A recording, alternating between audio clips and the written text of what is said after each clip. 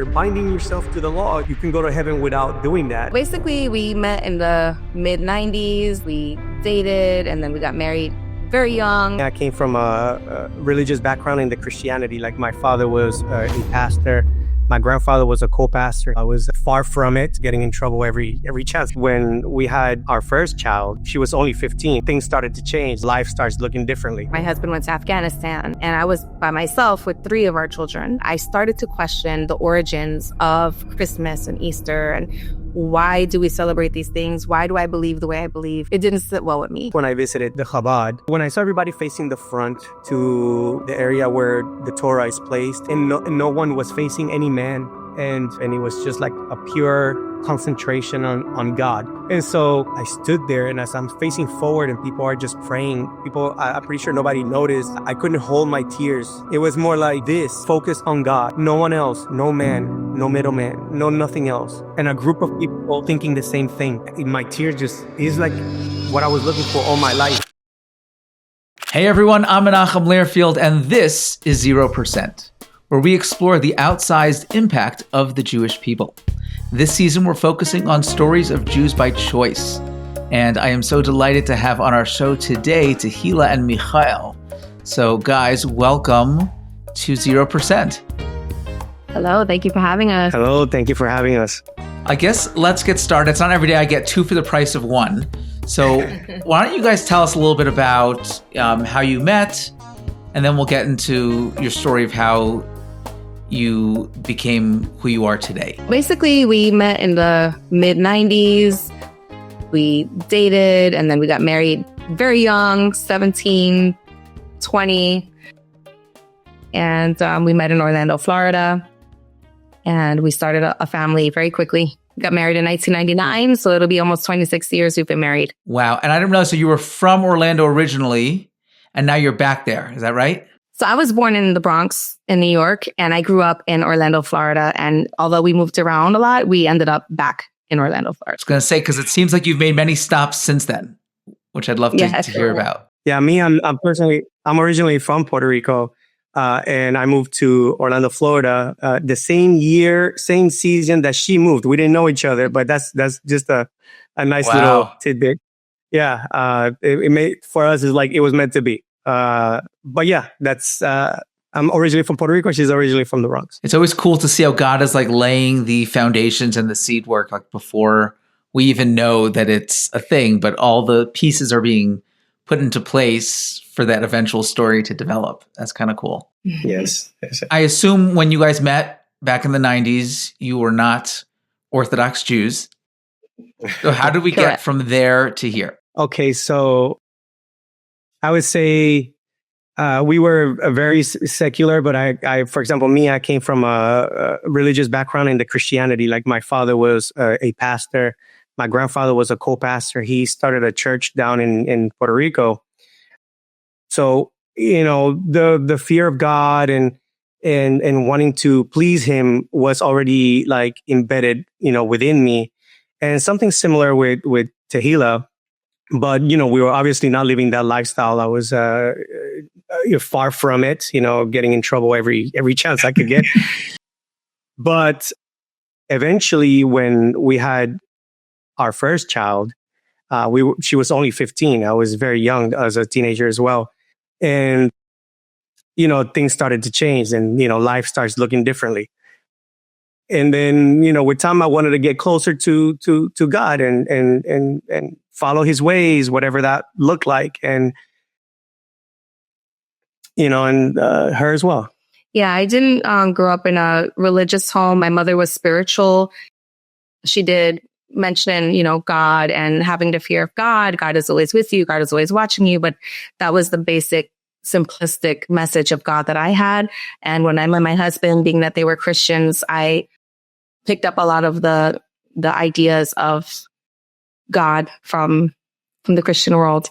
And I too became a Christian. And so Mikhail, so you were saying like when you were younger, religion wasn't so important to you. It wasn't really a central part of your life. How did that go over with your family?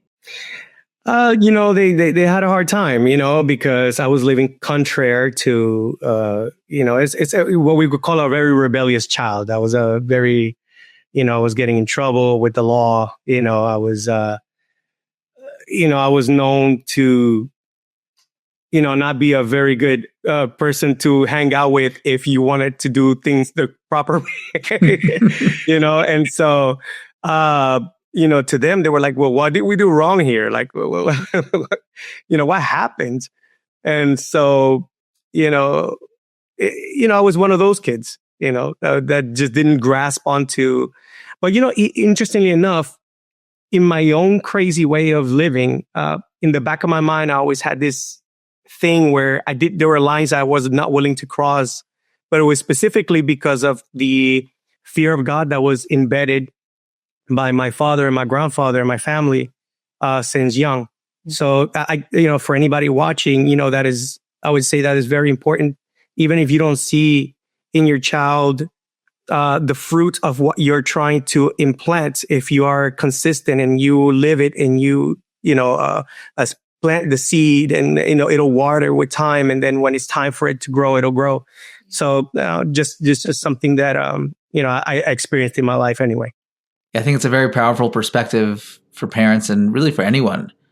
My line of work, so often, we put in so much effort into building relationships, and often we don't get to see the fruits of it. We have no idea where they go. And then, 10 years later, someone says, you mentioned something in a class or in a podcast episode or something, and it really changed my life. And, we have no idea. You don't know how what you say is going to influence people in ways that they may not even know it's influencing them at the time.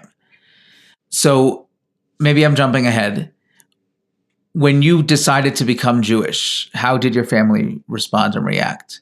And my follow-up before you answer that is, as difficult as that might be, and I would imagine, for somebody who's seriously a religious Christian, having their child become Jewish would not necessarily be something that they would be happy about, much as I would assume.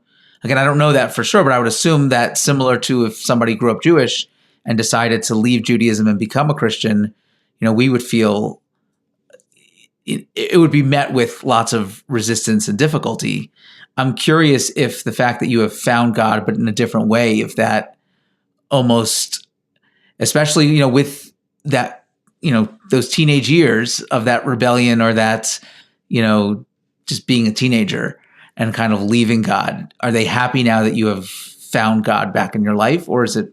What I'll do is I'll let her say her side, and I'll pick up with mine, so that way. Yeah, definitely. With my family, all things go. So it was like, okay, that's great. They didn't want to really share their thoughts or opinions, but they're my family, so I know them. I knew they weren't like necessarily thrilled, but it's more like it's awkward. You can't eat what we eat. You can't celebrate what we celebrate. Okay, fine, whatever. Have fun with your journey. But no one really gave me a hard time.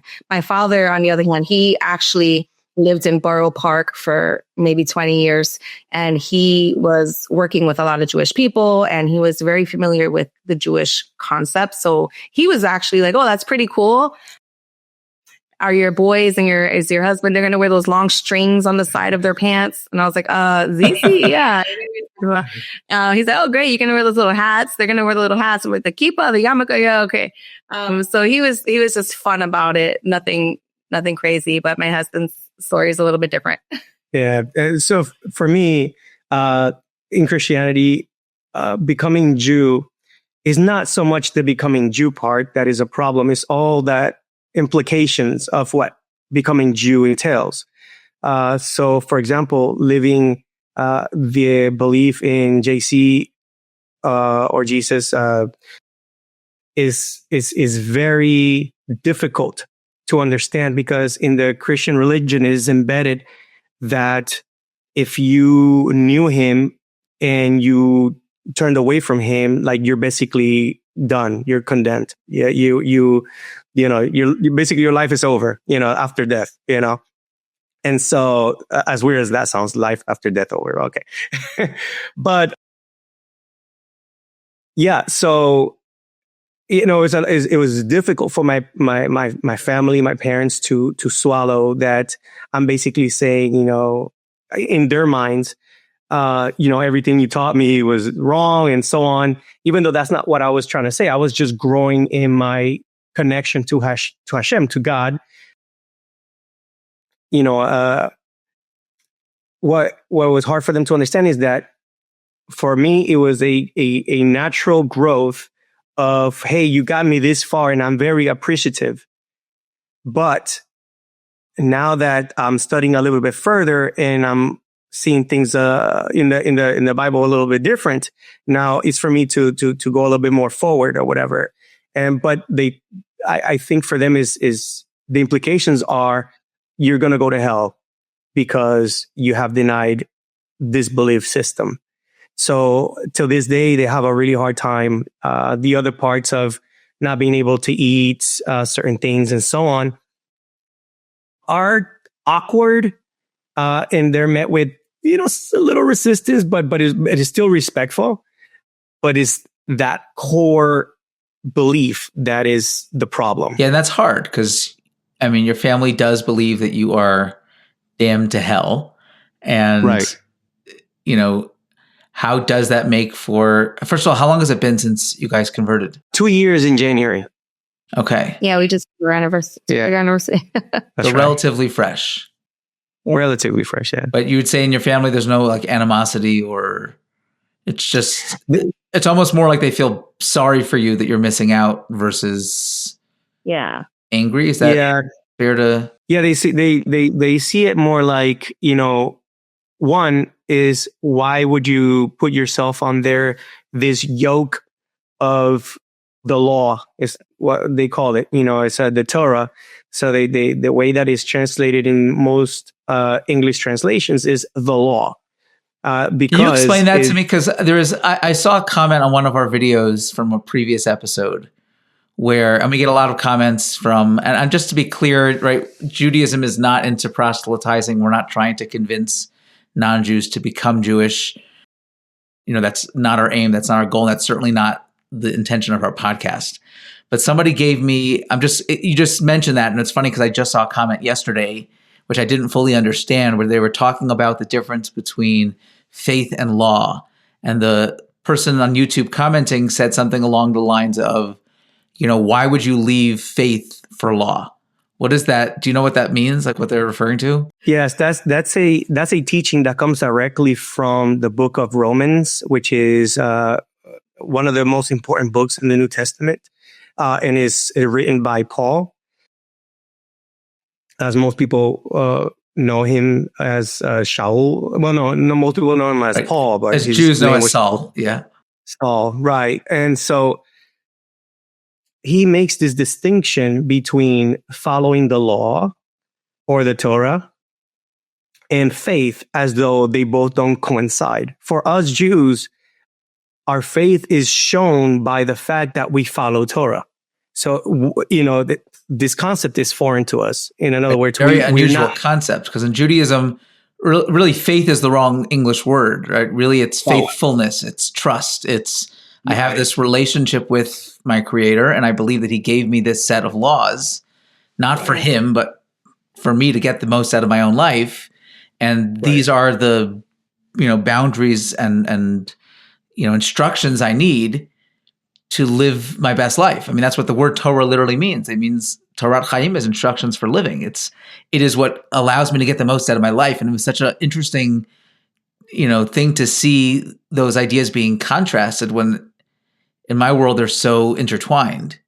100%. We, like you said, faith is trust. For at least, I'm not going to speak for all Christians, but generally speaking, in the Christian world, faith is something more abstract.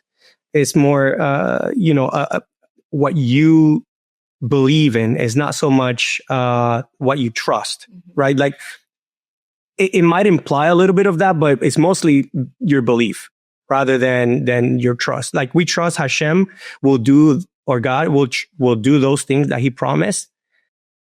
And therefore we follow the things that we do because of this trust that we have.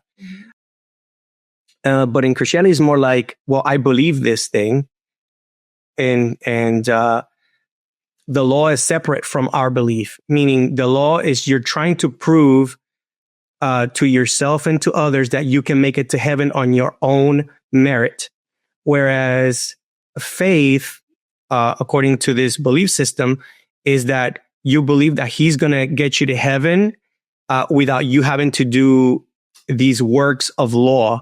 And so they're both separated. Okay, well, thanks for clarifying. It's still hard for me to wrap my head around and how that works, and what the virtue in a system where it's not based on you and your effort and how that all plays out. That's hard for me to, we've gotten quite a far on the different seasons of 0%, but the original thesis of the podcast and where we're going to get to eventually back to, hopefully, is this idea that really everything is based on effort. And if it's not based on effort, then what's the point?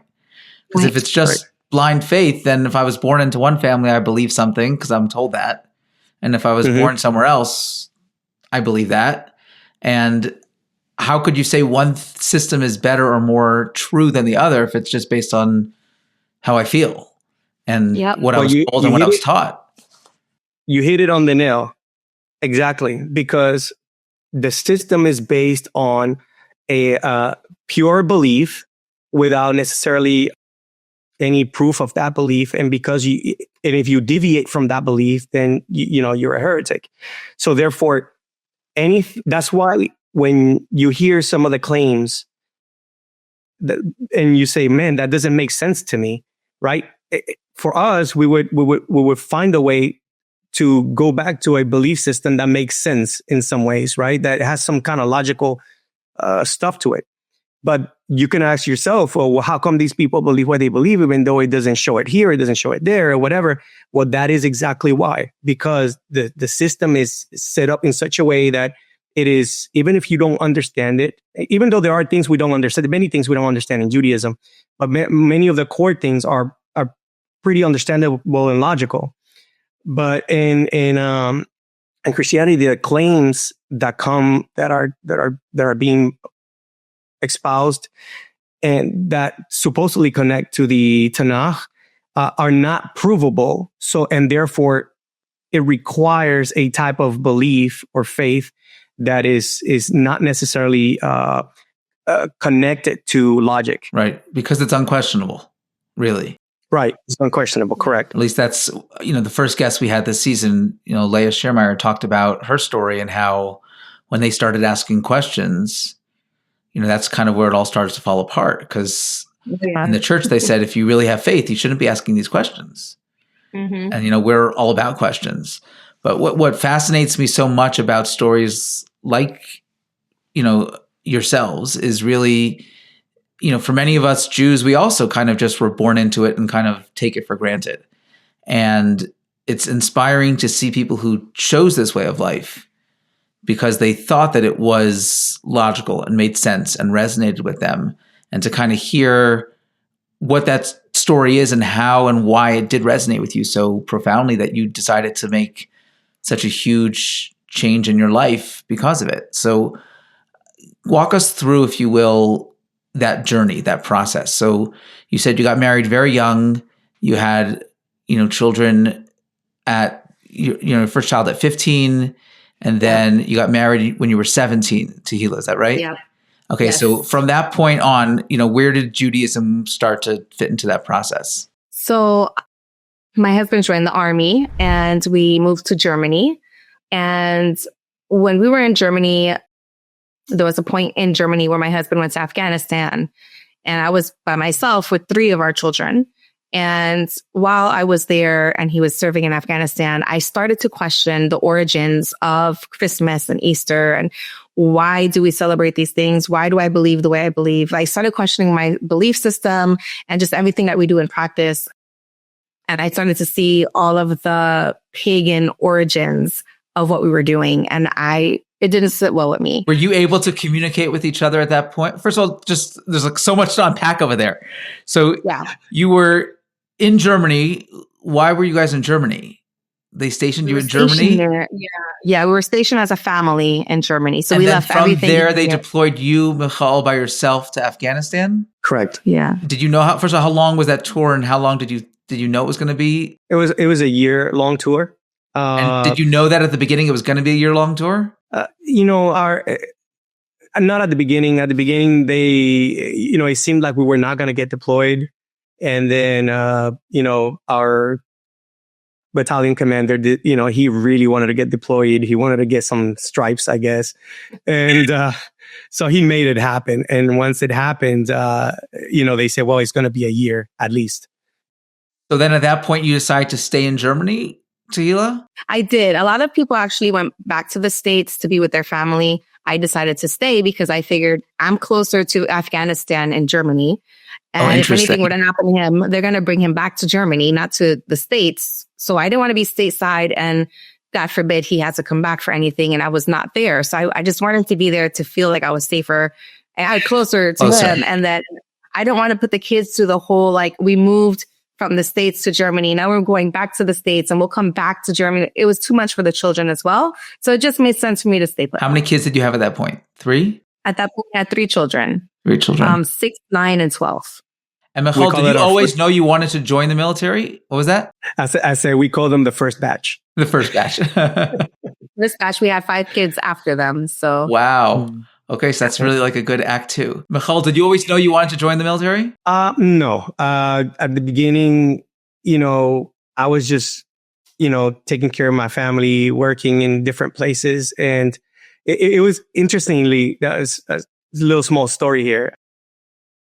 I was in the graduation of my brother-in-law's, may his memory be a blessing. He was graduating from UCF, University of Central Florida. And he was graduating with the highest honors. And so we went over there to, celebrate him and be there for him.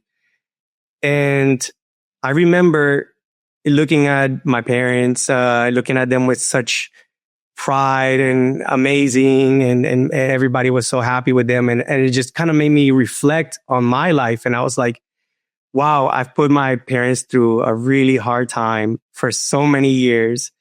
I have not done anything that they could be proud of. And I remember thinking, well, what can I do that is not going to take me this many years, try to go to school, which wasn't my forte. And, I have friends that were in the military. So I said, hey, maybe I can join. And I didn't know if I could join because I had a record.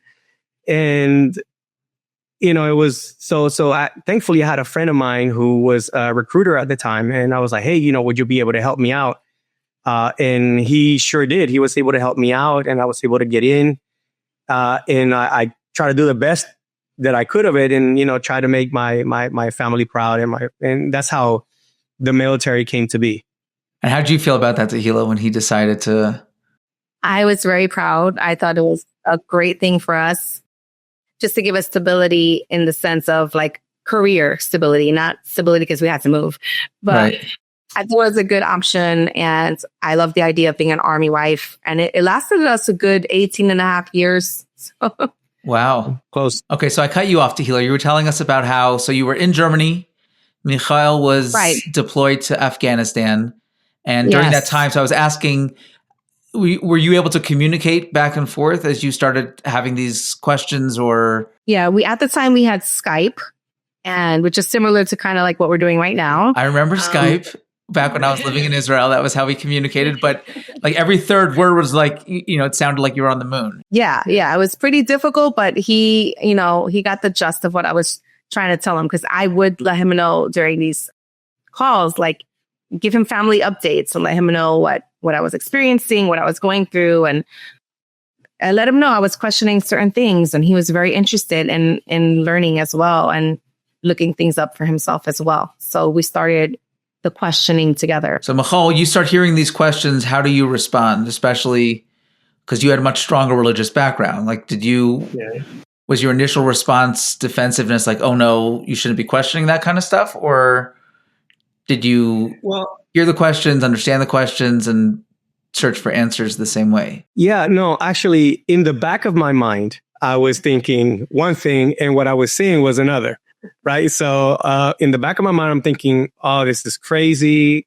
She's about to start going into these rabbit holes, but what was coming out of my mouth was more, oh, that's great. I'm glad that you are, searching these things out and so on. And some of the things she did say kind of sparked a little bit of an interest. Like, for example, I think it was like Christmas, she was like, oh, I don't think we're going to do Christmas this year and she explained why.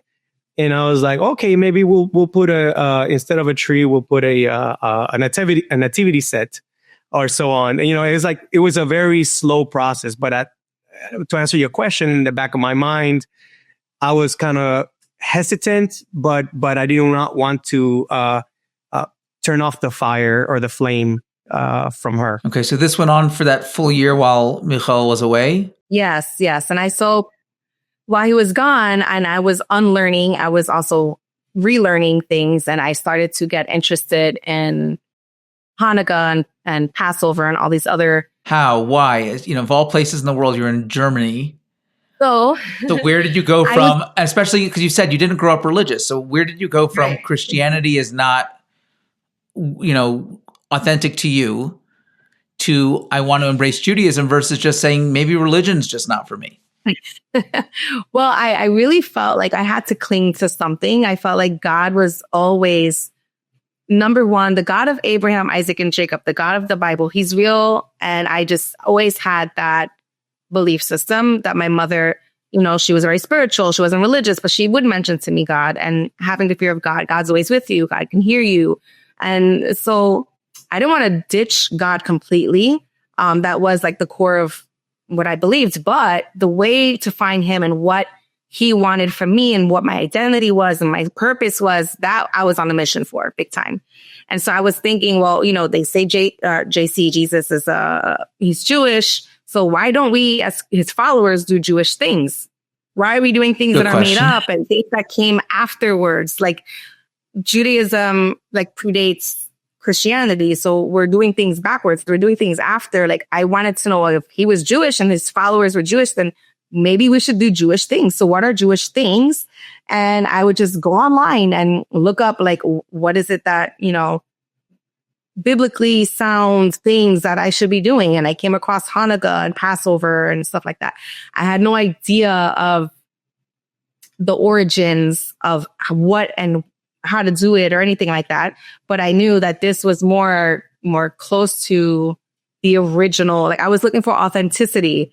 I didn't want to follow anything that was made up stories and paganism. I didn't want anything to do with that. I wanted what's more authentic here. And so I found out, online, and I didn't have anyone to support me or encourage me. I felt like in that time, maybe Hashem was grooming me to be come closer to the truth, because he knew in my heart, this is what I wanted. Who are you and how can I live for you? That was my journey. Wow. So Mikhail, when you come back from your year away, do you find your family, completely different, or were things for the most part relatively the same? And how do you respond to all that? Especially because, like you were saying at the beginning, as these questions are coming in your mind and deep in your heart, you're kind of like, I don't know. What did you think? Did you think it was just a phase and she'll get over it?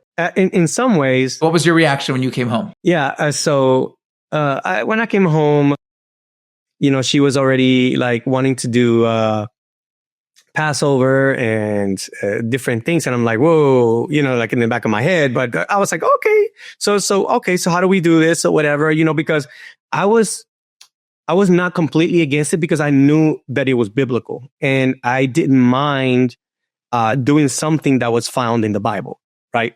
So, so in that sense, we were staying within that framework of Bible believing things. So it wasn't too bad. I felt a little bit more spiritual, or felt like I was doing a little bit more Bible things, and that's what. But no, to answer your question, I didn't feel too hesitant or anything like that, because since we already have been speaking throughout the year, I was kind of prepped a little bit and kind of open to the idea. Tehilla, so as you were going through this and you're introducing Passover and Hanukkah, do you have in the back of your mind this thought that you want to become Jewish, or this was just something you were exploring? Yeah, it was, okay, becoming Jewish wasn't even on my radar. I didn't even think that was possible. I didn't know anybody who converted or encouraged conversion. So that was completely foreign and away from my mind.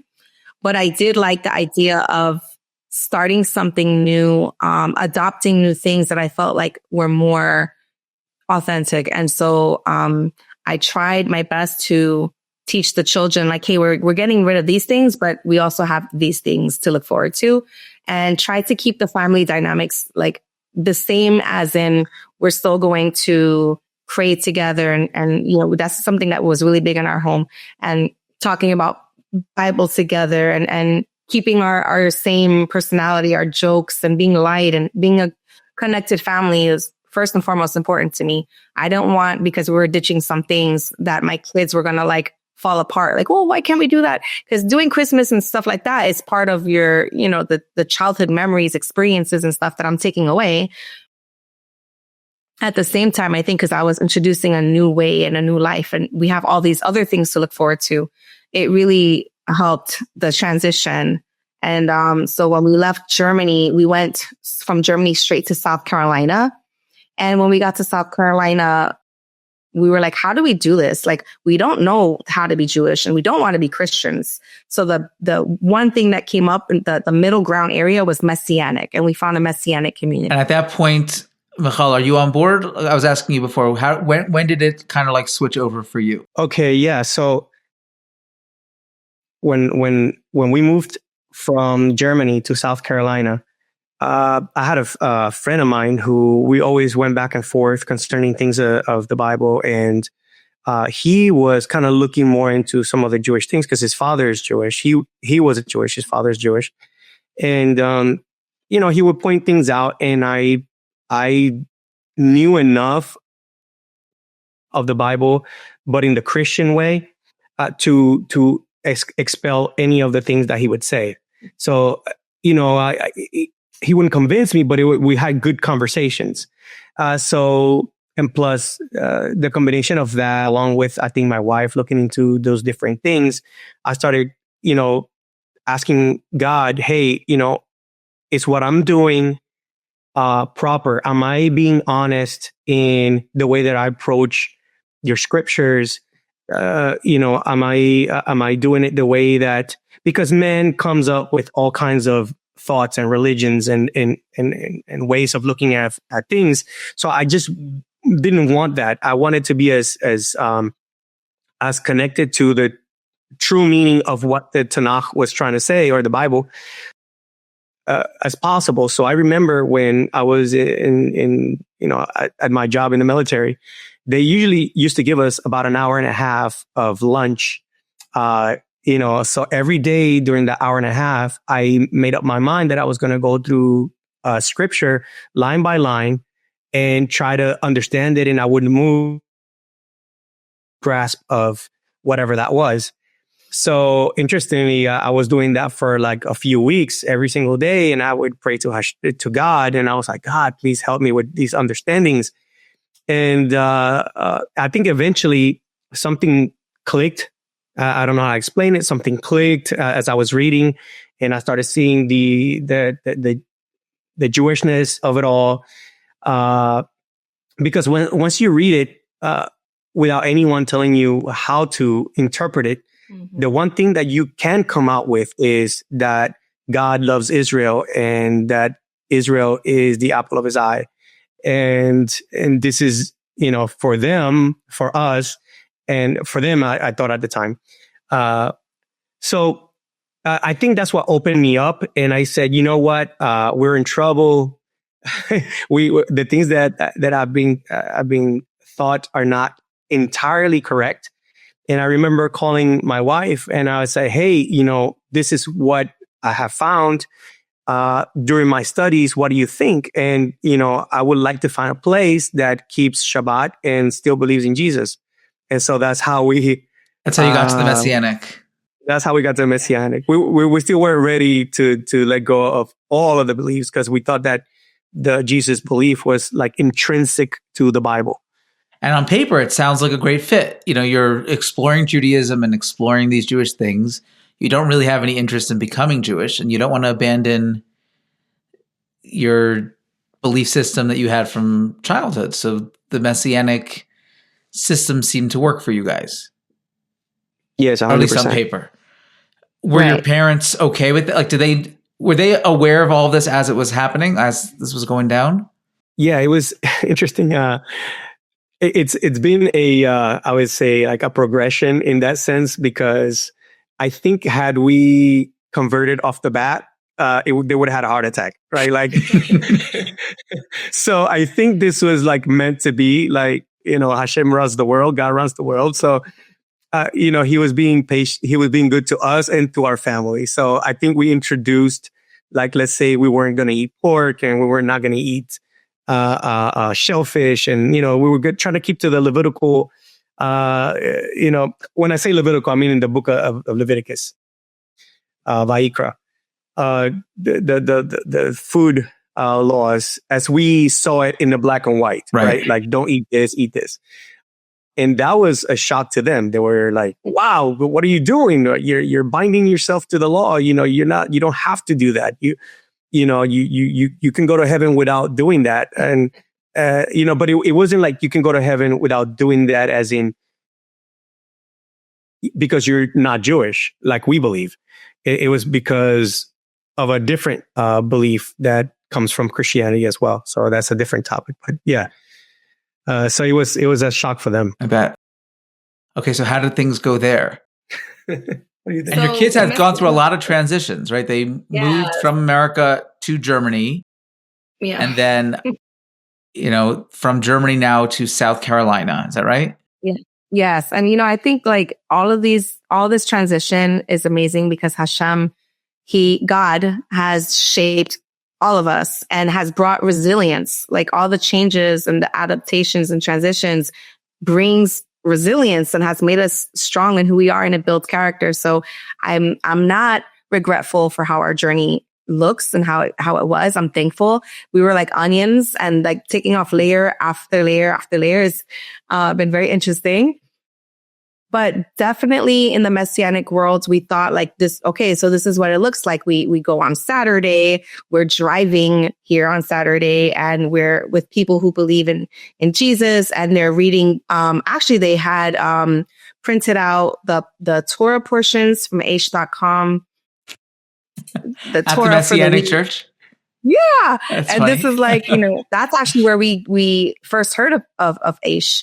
.com was at the Messianic community. They're like, yeah, we go to Aish and we get the, what we're supposed to read for the week or whatever, and what the Torah portion says. And so we were getting involved, but then we started to outgrow the same central idea of all of it. And my husband was like, I saw a Chabad nearby, and I think I'm going to go and just check it out and see what it's like. And so he started going to Chabad. And this is in Columbia, South Carolina, near Fort Jackson, the Army base. And he went first. I didn't go for a while. And I eventually started to go with him and saw, wow, like this is completely different. Everything is different compared to what we were doing. So then we told our children, like, do you want to come and see what it's like? Like, yeah, okay. So we all started going to see what it was like. And then it felt more comfortable and what we were looking for. So we were like, okay, I think we're good with this whole, we can leave the Messianic community and come over here. Of course, we still weren't thinking of conversion, but it was nice to come with the Jewish community and see how they did things. It was amazing. And even though you didn't have any intention of converting, how, did they respond to having you there in the congregation? They were very respectful. They were very kind. They were like, you have the Noahide laws. You can do all these other things. You don't have to be Jewish. They weren't encouraging us to become Jewish, but they were open for my husband to be there for davening, to pray, just getting together to read or talk or discuss. They were very open to that. And coming from a Messianic background, they weren't like concerned that you were going to try to, encourage others or teach others, or there wasn't that fear. I don't know. Okay, so that's interesting because, from my side, I think there was a little concern. I remember talking to the rabbi, and I was forthcoming with him. I say, hey, look, this is what we believe. This is how we believe it. I'm not here to try to convert anyone or anything like that. I'm just here to to pray and learn, right? And he said, okay, I appreciate that. I'm glad that you're not going to do that. He asked me, are you from Jews for Jesus? And I said, no, which is an organization that focuses on converting Jews to Christianity. And so I just, they were kind of, concerned that I might be, a missionary or something like that. But I assured them that I wasn't. And thankfully I had a friend there who is Israeli and knew us from the beginning. And so, I guess, He vouched for you. Yeah, he vouched for me. Okay. So let's take us to the next chapter. So you're there in South Carolina, you're going to this Chabad, and then do you get relocated again? Is that what brings you back to Orlando, or are you done with the army at that point? Well, yeah. So I was medically discharged from the military, so I couldn't finish my 20 years, which it was a little devastating. I wanted to finish my 20 years. But how close were you? You must have been pretty close. Yeah, I was close. Total was close to 18 years. Not quite, but close to 18 years. But while I was over there, at a point in time, I started to get the idea of wanting to convert. I remember that the first time when to back up a little bit, when I was in the Messianic congregation, it got to a point where a lot of the things that they say is, hey, the Jewish people do it this way, or they believe this and they believe that. And so this is why we do this and we do that. But eventually with time, as curious as I was, and as already coming out of this other belief system that mainstream Christianity, I was already kind of open to the idea that not everything is the way that it's proclaimed to be. So I started studying further, and I was like, hey, if we are supposed to come back to Israel, which is another belief system that comes from this Messianic, then aren't we supposed to connect with the Jewish people? And so they were, no. So eventually I was like, I want to see it for myself. And so that's when I visited the Chabad. And I remember when I first went in there and I saw everybody facing the front. This was important to me converting. So when I saw everybody facing the front to where the Aron Kodesh, or the area where the Torah is placed, and no one was facing any man, and we were divided, and you had your men in one side, women in the other, so that we wouldn't distract each other, and it was just like a pure concentration on God, no one else, not on men, not on any other thing, but children. Or children, right? Yeah. And so I remember I stood there, and as I'm facing forward and people are just praying, I'm pretty sure nobody noticed. I don't know if anybody noticed, but I couldn't hold my tears from running down my face.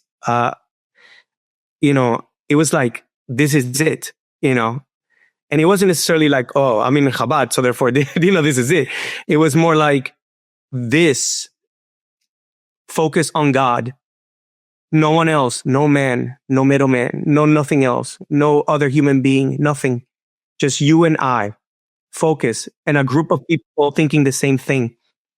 In my tear just is like what I was looking for all my life, and it just, I couldn't hold it. Mm-hmm. And I remember that I didn't want to go to Chabad. I was actually like hesitant, but when I saw like his experience and how he was so touched and so moved, and like, this is it. This is it. I was like, okay, I'm curious. I'm gonna go. Yeah. And then time passed, and then that's when we thought about conversion. We were still in South Carolina, but we knew it wasn't, it wasn't there. It wasn't time. My wife wanted to move to Florida. We have family in Florida. We needed something, to find a different place. And I remember the rabbi said, this is Lech Lecha for you. We were in the Parsha Lech Lecha, to go. Where Abraham goes on his journey, yeah. His journey, yeah. And sure enough, that's what it was. So how did you get connected? So you moved back to Orlando, and then did the Chabad rabbi connect you somewhere else, or how did you get connected to the Jewish community there? So this was 2018, and we moved back to Florida, but not to Orlando. We went to a city called Eustis. And we picked Eustis because we didn't want to come back to Orlando, actually. We wanted to be back in Florida because our family was in Florida, but we were like, we don't want to be in Orlando. And so we go to Eustis. We're in the middle of nowhere. No one knows this town exists. And we were so happy about that. And there was a small little Jewish community, but we found out it really wasn't for us. And we're like, man, we gotta find the right community. So then we actually visited a place in Maitland, Florida, and we thought that was wonderful. So we relocated to there. And then this is during like COVID time. And then there was no Jewish school for our children. And I really wanted them to go to Jewish school. So I found one online in Orlando. I was like, oh man, I didn't want to go to Orlando. So I called the school. And I talked with the rabbi and I let him know our situation, a little bit of our story. And this happens to be the Orlando Torah Center, which is a more Orthodox, more from community. And that was something that we weren't used to, but they have a school and we wanted our children to go to their school.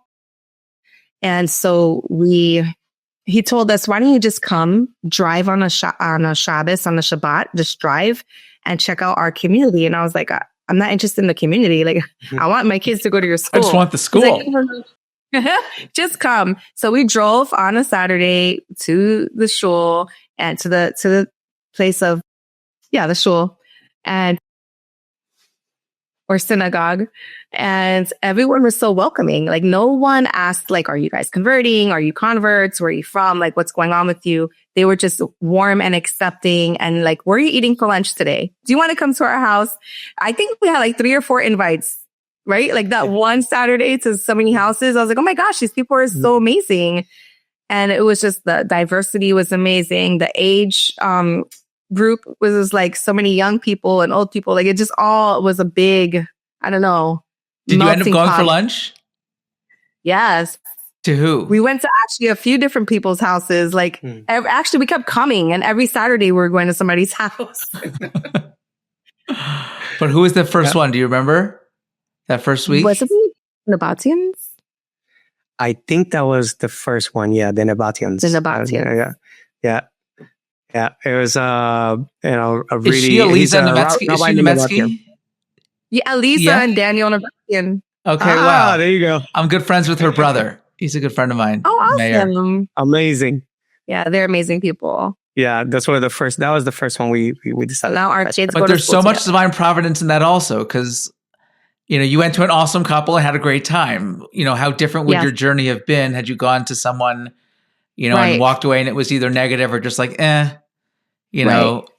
that's so amazing to, have that experience. And I met Eliza when I was a Messianic. And so he remembered me and my older daughter. My older daughter, she was involved in, where was it? Ohev Shalom, a conservative synagogue. She was a leader for the youth or something like that. What was it called? I don't remember. That's in the first community you lived in Florida. No, well, the second in Maitland. Okay. In Maitland, when I lived in Maitland, my older daughter, we went to a conservative synagogue or whatever. So, how did you connect with Eliza there? So we met her at like a coffee shop or something. I don't remember, Starbucks or something. And she works with young people. Mm-hmm. So she was like, your daughter should come to one of our events. And so we just started to get to know each other. And she knew at the time that we were who we were. So when I came to the shul here in Orlando, she's like, hey, I met you before with your daughter. I'm like, yeah, it's me. So it was so weird how it just all came back around. That's so cool. No, so interesting is that, like she said, we were still in although we wanted to convert, we were still, within the Messianic mind frame. We still were not ready to let that go yet. So it's interesting how we went from that point where we, weren't ready yet to the point where we moved in and we were already ready to actually, we found the community once we were ready. And it sounds like you found you were really interested just in the school. Yeah. And then from the school, you ended up finding a community. finding the community, which is amazing because living in the community has been so helpful in our walk, because you don't really learn a lot of things until you're with people. And we are the pioneers of Judaism for our family. We don't have anyone to go to and ask questions. We don't have family or relatives to turn to. So having a community, it's like you're being adopted as family, and living with people and being in a community where you can just be together and learn Judaism together, things from the kitchen to Yom Tov and holidays and all these things that we do as Jews. It's so nice to live with people around you that are supportive and helpful. And I'm still learning things. I'm thankful that I was able to come to the point where I can let go of the belief system that I had completely 100%. And I will give most of that credit to Rabbi Tovia Singer, who we happened to come upon on YouTube. And he really helped us clarify a lot of things. And it really helped because he's not trying to make you change your mind. He just puts the evidence out there and you do with it whatever you want. And so that really helped us a lot. I didn't know that he was part of your journey. That's yes, really beautiful. We've had a few guests so far that have, mentioned Rabbi Singer. So that's kind of cool. I love to see this, the overlap and the synergy between the different guests. I feel like we should have a reunion at the end of the season and get all the families together. And yes, that would be amazing. Right? That would be awesome. That would be fun. Need to meet Tovia Singer, Rabbi Tovia Singer. The reason why that's so important is because there are certain things, especially for the people who actually study the scriptures and are serious about their belief. Like I was very serious about my belief. I didn't want to just jump from one place to another just that quickly. I wanted to make sure that what I was doing was rational. I wanted to make sure that if I was letting go at something, it was because it was, I can prove it. Mm-hmm. And I had a hard time letting go of Jesus because there were certain scriptures that are taught in Christianity to understand it in a particular way, like Isaiah 53, Isaiah 7, and other ones. And I just had a really hard time with that. And it wasn't until Rabbi Tovia Singer, starts translating it from the Hebrew specifically. And I started seeing, wait, you're right. It doesn't say that here. It says this. And it doesn't say that. It says this. And I fact checked them. I went and I would take the word and I'll put it in Google Translate or something like that to make sure that what he was saying was true and was accurate. And then I would read it with the proper context. And it just changed my life. Saved the day. It saved the day. Yeah. And let me tell you, Isaiah 53 it didn't stop being powerful. It became even more powerful. But this time it was like, wow. What is that verse for those who aren't familiar with it? So Isaiah 53, it is called a servant song. Meaning it talks about a particular servant. And in Christianity, it is attributed to Jesus, meaning this is the servant that suffered and died for Israel. But the actual meaning of this servant song is that Israel is the servant, and it is actually dying and suffering for the nations. And then eventually the nations come and say, wow, like, what have we done? And so on, and which is connected to Devarim or Deuteronomy 32, the Song of Moses, which explains that towards the end of the parsha of this particular chapter. So there's a connection between the two. But to be able to see how Rome had taken the importance of Israel out of the Bible and replaced it with another entity, because had people known exactly, I believe that had people known exactly the true meaning of Isaiah 53 and of the book of Isaiah period, or any of the prophets, they would have not treated Israel the way that they do and push them to the side the way that they do, and not put the importance into Israel in connection to God the way they do. Yeah. And so I thought that was very, very pivotal in my viewing God and Israel and the Bible the way that I did. In terms of the actual conversion, how did that go down? Like, was that a difficult process? Was that relatively easy? Where did that happen? How did that happen? So in some ways it was difficult. In some ways it wasn't. I can speak, for the Christians that I've known in my life, that those who have been serious, doing some things for Hashem or for God, letting go of certain things is not that difficult. When you know that you're doing it for God, it's like, oh, I'm not supposed to do that. Okay, then I won't do it if that's what God. So I had this mentality already that there were, if God said as a Jew, you must not do this or you must do this, I was willing to do it. But the journey was a little difficult in the sense that we had to go into a place where, we couldn't afford. I had to just jump in and say, God, if you really are with me and this is a path that pleases you for me and my family, I'm going to trust in you and you're just going to have to provide. That's just the bottom line. And, so, I was doing school full time at the time, so I wasn't really making any money whatsoever. Only what the military gives us. So I went ahead and I just jumped in. I knew I couldn't afford it, and I just jumped in. I didn't have the money to move in, and somehow it all worked out at the end. And so the hurdles of faith, let's say, using that word, were the ones that were difficult. In trusting and going to a house, that was a rental that was not kept whatsoever. From going from a really nice house and to those things, like giving up everything basically, and living by trust was really difficult. But the part of doing kosher and all those different things were not as difficult, let's say. But we did have a lot to learn, a lot of books to learn, and our rabbi was amazing. I want to give a shout out to Rabbi Menachem. I was going to say Schneerson, it's not Menachem Kramer.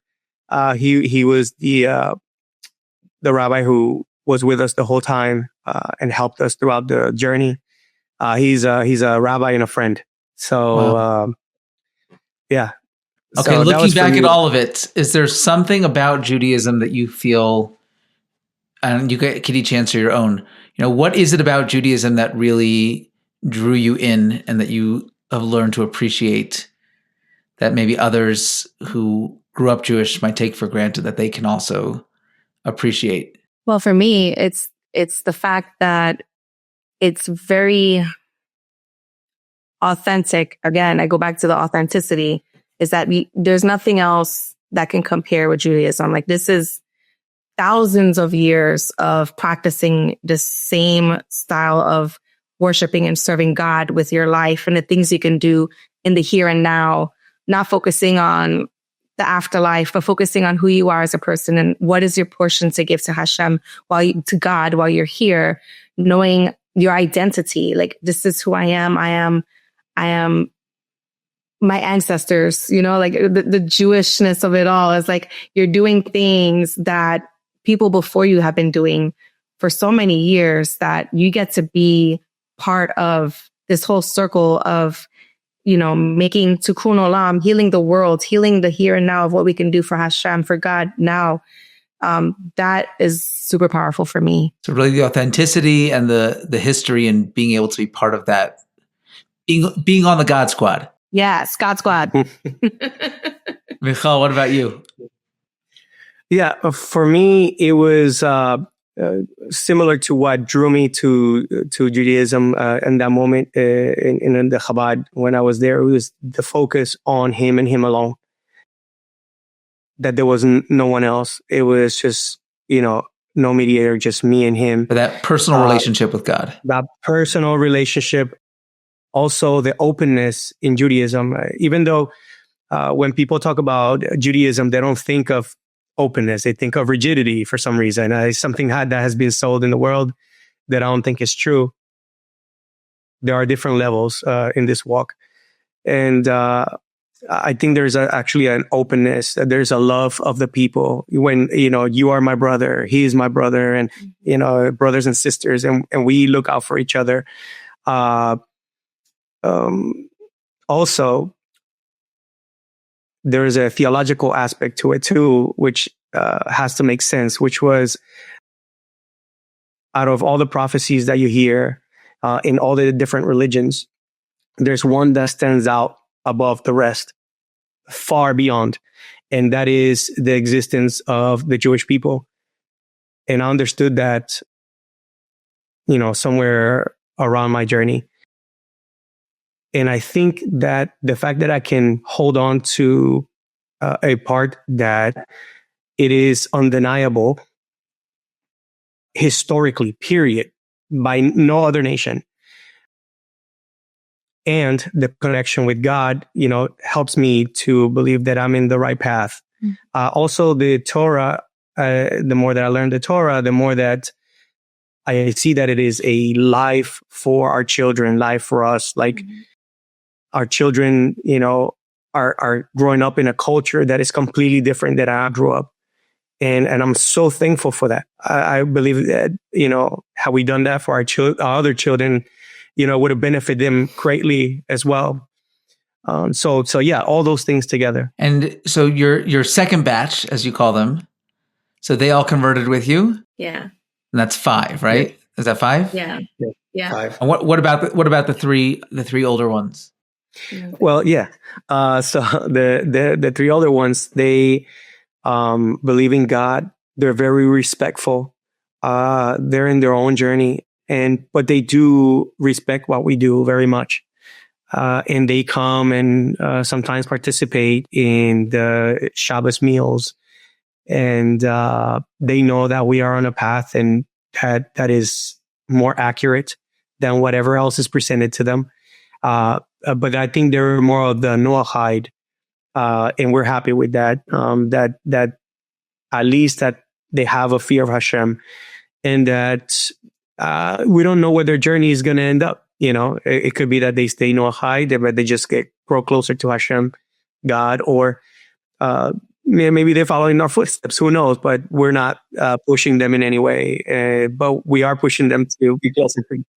But that's beautiful that you still have, you're so close with them and they still feel that sense of family and community. And are they already out of the house? I imagine they're older now, right? Yeah. All 3 of them are gone out of the house, 28, 25, and 22 next month. Oh, wow. And where are they? What are they up to? So our oldest is here, and actually he lives here close to Orlando. And our daughter, who's almost 22, they're roommates. And then our middle son, Isaiah, he's in the Army and he's stationed in Kansas right now. Okay, following in the old footsteps. Yeah. my older one, he actually went to the Air Force. And so he also kind of followed his same. He got out. Yeah, he's done. And we also have 2 grandchildren that live in California. Yeah. So we're grandparents as well. That's awesome. Okay, well, guys, thank you so much for being here. Thanks for sharing your story. This is really a lot of fun to have this conversation and to get to know you. And I'm serious. I think we should have some sort of reunion at the end of the season and, get everyone together and hear all these stories. Sounds interesting. So thank you guys so much for joining us. Thank you all so much for listening. And if you are enjoying 0%, don't forget to subscribe so you don't miss an episode. Share with a friend. Leave a review, and you can now catch all of our podcasts. We have 6 podcasts in total at joydenver.com/podcasts. You can find a link to that in our show notes, and I'll also include contact information for you guys if you're okay with that. Absolutely. So we'll put the contact information if anybody wants to reach out with questions, comments, or anything else. We'll put that in the show notes as well. So thank you so much, and we'll see you back here next month.